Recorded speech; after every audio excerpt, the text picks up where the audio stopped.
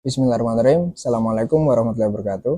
Kembali lagi dengan Pelita Tihin dan juga kembali lagi dengan saya Ahmad Setio Mukhtasor. Dan kali ini kita akan membahas mengenai peristiwa hijrah. Karena kita sudah memasuki bulan Muharram, yakni tanda kita sudah memasuki tahun baru Hijriah. Maka yang menjadi penting dalam perhitungan sejarah umat muslim adalah bahwa kita mengikuti perhitungan tahun Hijriah bermula dari bagaimana pertama Nabi Muhammad melakukan hijrah, dan saat Nabi Muhammad melakukan hijrah itulah kemudian dihitung sebagai tahun pertama, tahun Hijriah.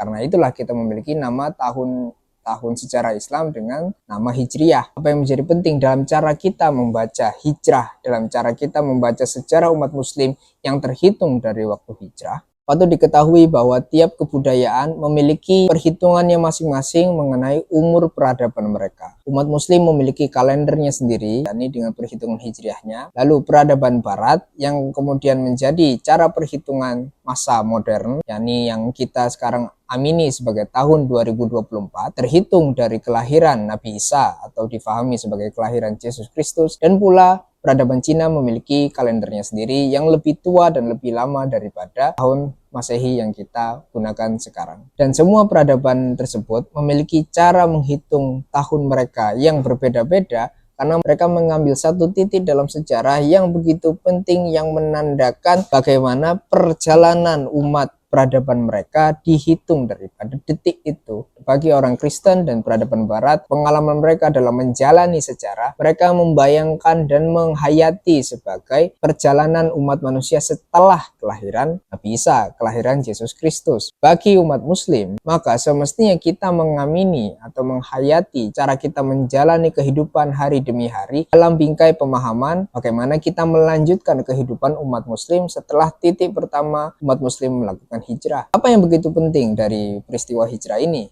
Bahwa saat Nabi Muhammad pertama menerima wahyu dan menerima tuntutan untuk kemudian menyebarkan ajaran Islam kepada seluruh khalayak manusia, tidak hanya kepada masyarakat Arab, Nabi Muhammad tidak begitu diterima dengan baik di perkotaannya sendiri. Dalam satu cerita, diceritakan bahwa saat Nabi Muhammad mengumpulkan masyarakat Mekah di satu tempat dan kemudian bertanya kepada masyarakat Mekah apakah mereka akan mempercayai Nabi Muhammad apabila Nabi Muhammad mengatakan di belakang bukit di mana Nabi Muhammad berdiri akan ada musuh, maka orang-orang percaya karena sebenarnya Nabi Muhammad pun sebagai manusia sudah diamini sebagai orang yang percaya, al-amin. Namun saat Nabi Muhammad mengakui, mengiktirafkan diri, menyatakan kepada masyarakat bahwa beliau baginda Nabi adalah utusan daripada Allah untuk menyebarkan agama Islam, mengakui Tuhan yang satu, maka kemudian masyarakat Arab seketika kemudian tidak mempercayai Nabi Muhammad dan kemudian justru memusuhinya. Dan karena itu masa-masa awal dakwah Nabi Muhammad di Mekah adalah masa-masa yang mencabar karena masyarakat Mekah senantiasa memperolok Nabi Muhammad, memperolok pengikutnya, dan bahkan menindas orang-orang yang mengikuti Nabi Muhammad. Masyarakat jahiliyah yang menindas Nabi Muhammad ini membuat bagaimana dakwah ini tidak begitu mudah untuk disampaikan oleh Nabi Muhammad. Bukan karena orang jahiliyahnya itu sendiri, tapi bagaimana orang-orang yang memiliki kekuatan di Mekah pada kala itu adalah orang-orang jahiliyah yang secara sengaja, yang secara aktif memusuhi Nabi Muhammad. Oleh karena itu, Nabi Muhammad dan umat muslim secara keseluruhan perlu memikirkan cara bagaimana kemudian dakwah bisa tetap disampaikan. Dan dari berbagai perhitungan dan perkiraan dan juga panduan daripada Allah, maka Nabi Muhammad memutuskan agar umat muslim berhijrah ke kota Yasrib yang kemudian dikenali sebagai kota Madinah. Sebelum Nabi Muhammad dan umat muslim hijrah, kota yang akan didatangi ini bernama Yasrib. Namun setelah kemudian umat muslim berhijrah ke sana dan kemudian mendapatkan sambutan yang hangat dan kemudian diakui untuk menjadi pemimpin, maka kemudian nama itu berubah menjadi Madinah. Perubahan nama ini menjadi sangat penting karena ini menandakan tanda dalam sejarah bagaimana umat muslim pada titik penting kesejarahannya yang menandakan kalender baru umat muslim, ia dimulai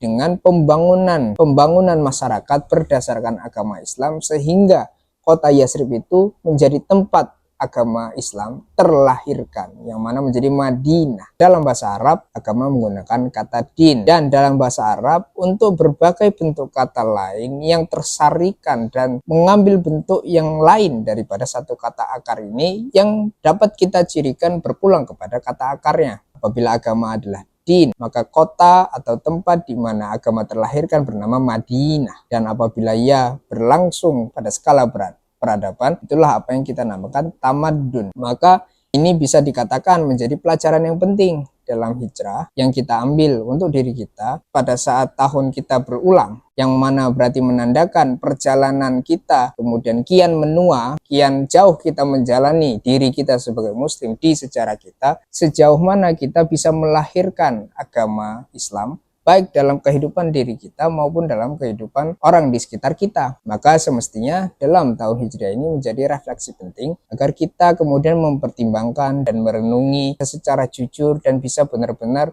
menjadi seorang muslim yang lebih baik dari sebelumnya. Dan maka karena itu menjadi penting pula bagaimana cara kita menjadi muslim yang sesungguhnya, muslim yang baik. Tentu kita mengikuti panduan kehidupan baginda Nabi Rasulullah Shallallahu Alaihi Wasallam, dan agar kita mampu mengenali bagaimana Nabi Muhammad akhlaknya, perilakunya, dan ajarannya, tentu kita harus memahami sirah, yakni sejarah Nabi Muhammad dan sejarah umat Islam secara keseluruhan. Nah, kita memiliki buku-buku yang membahas mengenai sirah yang amat baik, yakni kita memiliki di sini buku-buku dari Martin Lings yang dalam versi aslinya dalam bahasa Inggris Muhammad His Life Based on the Early Sources, yakni ditulis oleh Martin Lings yang memiliki nama Islam bernama Abu Bakar Sirajuddin. Buku ini menjadi rujukan sirah yang amat besar di dunia modern hari ini karena beliau menulis dalam konteks modern dan juga dengan penelitian akademik yang sangat teliti sehingga sangat bisa dijadikan rujukan bagi sesiapapun yang ingin membaca. Dan kita juga memiliki versi bahasa Melayunya